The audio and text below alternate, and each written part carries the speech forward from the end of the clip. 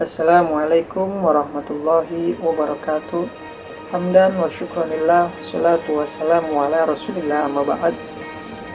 Yang saya hormati Bapak Diki Andika MSI selaku pengampu mata kuliah pengantar ilmu komunikasi, dan yang saya banggakan teman-teman seperjuangan dimanapun Anda berada.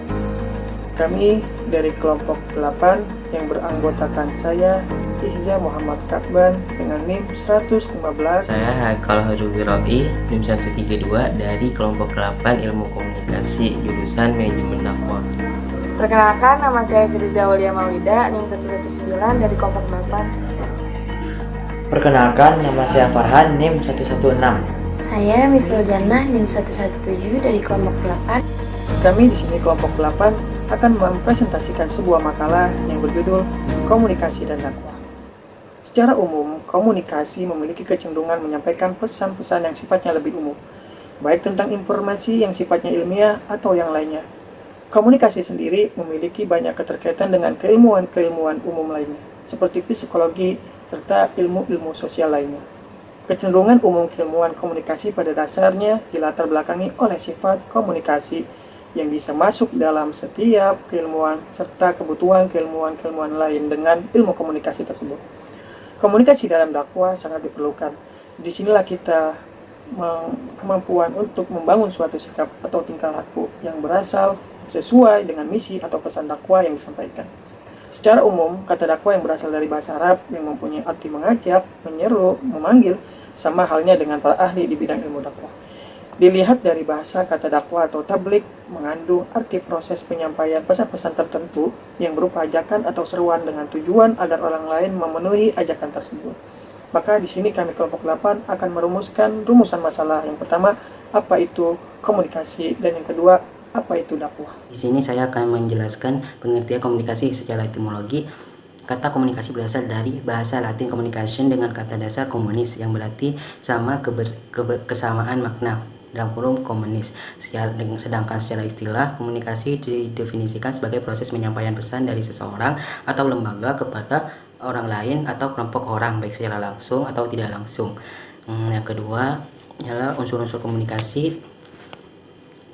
Ada sejumlah komponen atau unsur yang terdapat dalam proses komunikasi. Unsur-unsur tersebut adalah sebagai berikut. Yang pertama, komunikator dapat berupa individu yang sedang berbicara. Yang kedua, pesan. Yang ketiga, media. Yang keempat, komunikan atau penerimaan. Yang kelima, efek atau basil. Selanjutnya, teori-teori komunikasi. Menurut Tito Jones, secara umum teori komunikasi dapat dibagi menjadi dua kelompok. Kelompok pertama disebut dengan kelompok teori-teori umum atau general teoris, dan kelompok kedua disebut dengan kelompok teori-teori kontekstual atau kontekstual teoris. Ada 4 jenis teori yang termasuk ke dalam kelompok teori-teori umum atau general teoris. Yang pertama disebut dengan teori fungsional dan struktural. Teori fungsional dan struktural adalah adanya kepercayaan atau pandangan tentang berfungsi secara nyata struktur yang berada di luar diri pengamat. Yang kedua ada teori-teori behavioral dan kognitif. Teori-teori behavioral dan kognitif adalah adanya perbedaan aliran strukturalis dan fungsional, karena teori ini hanyalah berfokus pada pengamatan dan sejarah. Yang ketiga ada teori-teori konvensional dan internasional.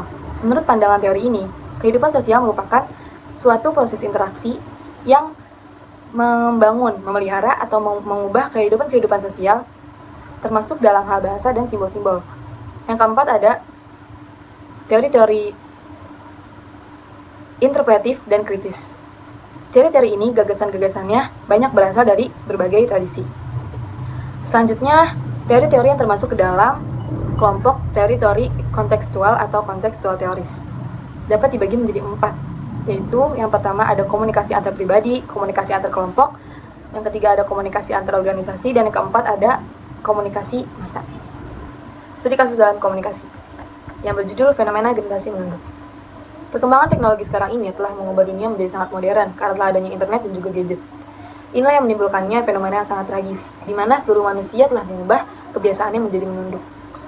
Saat mereka berjalan mencari makan ataupun mereka berjalan untuk beraktivitas, banyak orang menunduk sambil melihat ponselnya. Ini sungguh sangat miris, karena perkembangan teknologi yang meledak ini telah menarik mereka ke dalam kehidupan antisosial. Sekalipun kita aktif dalam kehidupan sosial media, belum tentu kita aktif dalam kehidupan sosial di dunia nyata. Hal ini harus dihentikan, Karena jika tidak, para penerus bangsa akan menjadi generasi menunduk yang kesehariannya hanya diwarnai dengan kehidupan online yang belum tentu berdampak positif. Pengertian secara etimologis, kata dakwah berasal dari bahasa Arab dalam bentuk masdar yaitu da'a yad'u da'watan yang artinya menyeru, mengajak, memanggil. Kata dakwah dalam beberapa ayat dalam mengacu dua hal yaitu kebaikan dan keburukan. Contohnya pada surat Al-Baqarah ayat 221 yang artinya mereka mengajak ke neraka sedangkan Allah mengajak ke surga dan ampunan dengan izinnya. Selanjutnya unsur-unsur dakwah. Unsur-unsur dakwah adalah hal-hal yang terdapat dalam setiap kegiatan dakwah, yakni subjek dakwah, objek dakwah, materi dakwah, metode dakwah, media dakwah, dan logistik. Yang selanjutnya, fungsi dakwah. Di antara banyaknya fungsi dakwah yang paling utama ialah dakwah berfungsi korektif. Artinya, dakwah berfungsi untuk meluruskan akhlak yang bengkok, mencegah dari kemungkaran, dan mengeluarkan manusia dari kegelapan rohani. Kegiatan dakwah ini sendiri juga berfungsi untuk melestarikan nilai-nilai Islam dari generasi ke generasi selanjutnya, sehingga keberlangsungan ajaran Islam dan nilai-nilai Islam ini tersendiri tidak terputus. Dan dalam dakwah ini sendiri juga memiliki fungsi untuk membentuk individual dan masyarakat agar menjadikan Islam ini sendiri sebagai pegangan dan pandangan dalam hidup sehari-hari. Selanjutnya, teori dakwah. Di dalam dakwah ini sendiri terdapat 7 teori di dalamnya. Yang pertama, teori dakwah nafsiyah. Teori dakwah nafsiyah ini adalah proses dakwah yang terjadi pada diri seseorang. Jadi proses dakwah ini biasanya ditujukan untuk diri sendiri.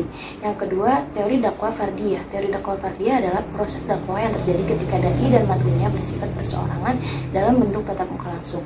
Jadi biasanya proses dakwah fardiyah ini terjadi antara matlunya satu dan si dai-nya satu, tapi dalam bentuk tatap muka langsung. Teori dakwah faiyah. Teori dakwah faiyah adalah proses dakwah yang terjadi antara dai-nya satu dan matlunya terdiri dari sekelompok kecil orang.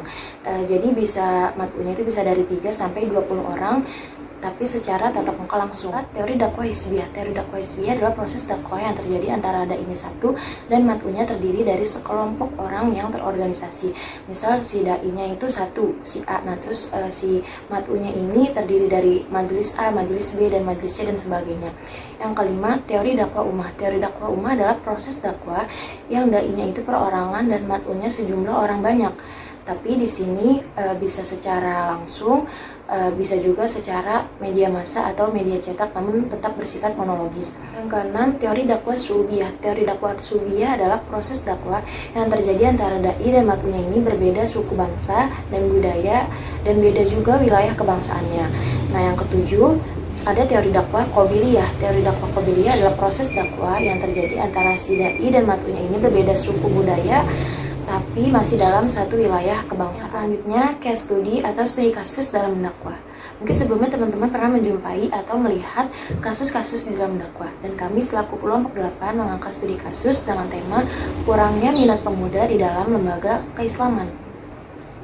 Pada zaman milenial saat ini, banyak kita jumpai kurangan minat pemuda dalam lembaga keislaman dan lebih berminat kepada lembaga sosial.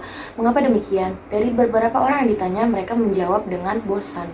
Dan dari beberapa orang yang ditanya, mereka juga menjawab tidak tertarik.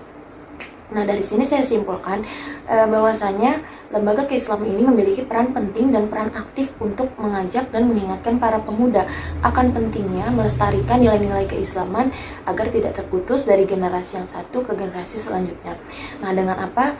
Mungkin lembaga keislaman ini bisa melakukan dengan cara metode pendekatan atau dengan melahirkan program-program baru. Penutup, yakni kesimpulan.